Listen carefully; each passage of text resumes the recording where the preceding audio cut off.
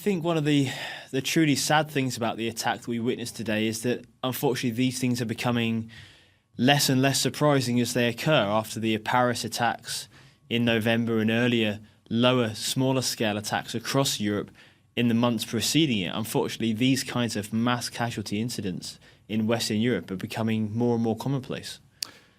There have been repeated calls for more coordination across Europe. Some suggestion that the Belgian authorities were a little bit slow off the mark in the wake of the Charlie Hebdo attacks. What concretely can be done, really, to prevent them?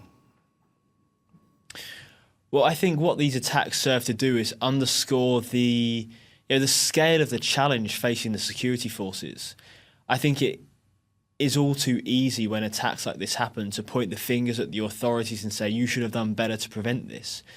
But we're dealing with an extremely sophisticated adversary here. We have militants who are adept at using encrypted communications and not leaving electronic traces for the authorities to identify and track them down by, who have embedded networks across multiple cities and locations in Western Europe to move from.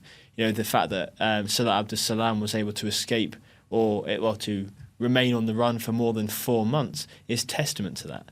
The fact that this network has now managed to strike twice in 2 major European cities in a matter of months is testament to the skill and the enduring capabilities and resilience of this network.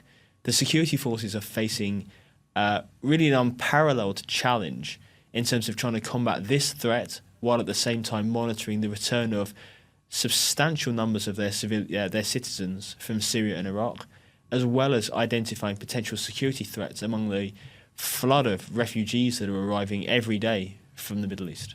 You mentioned Salah Abdus-Salam there. Of course, it's just a few days since his arrest after 4 months on the run. What about the timing of this attack? Do you see that arrest as a trigger?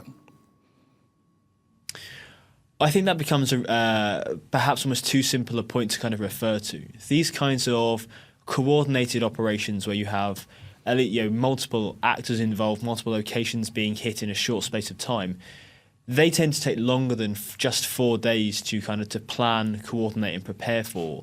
You're typically talking weeks rather than days. So it seems unlikely, although not impossible, that these attacks were launched in response to the arrest of Abdus-Salam. Although maybe a more plausible scenario is that we already had an attack plot that was close to coming to fruition, that was accelerated and brought forward in response to his arrest. You have, in a way, similar problems across European countries, a lot of arguments about whether they're worse in one European country or another, where certain, mainly young men, are attracted to an extremist ideology. How can that be countered? Is that not the real key to stopping this?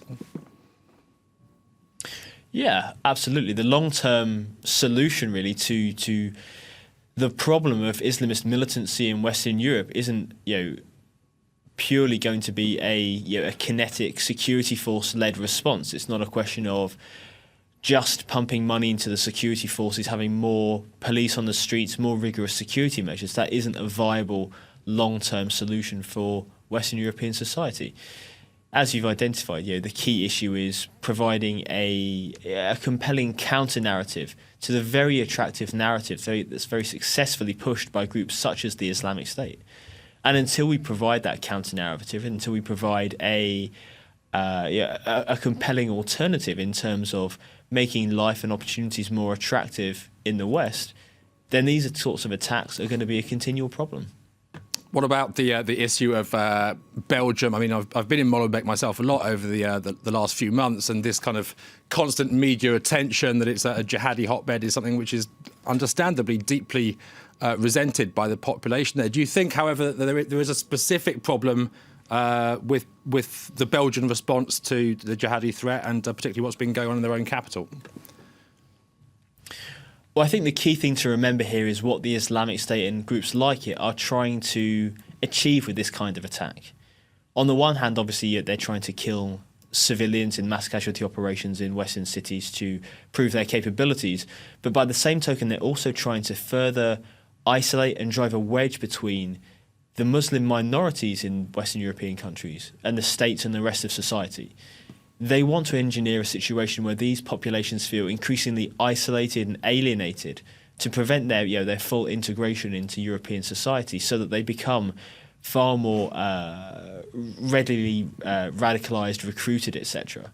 So the key thing is making sure these communities are brought on board, that we reach out to them to ensure that any solution is achieved alongside them, not in spite of them.